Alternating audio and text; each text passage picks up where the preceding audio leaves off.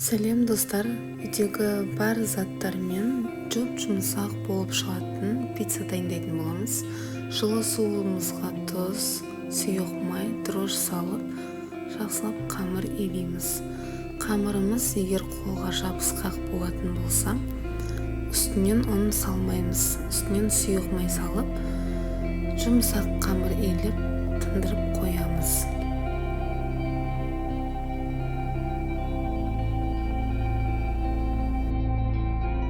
Тестамызды екіге бөліп, домалақ формаға келтіреміз.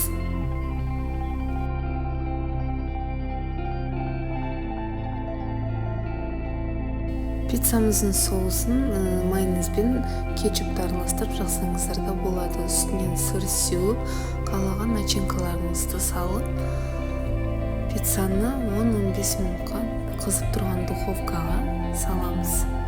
Пісіріп аламыз. Пісіріп болған соң үстінен тағы да сыр себеміз.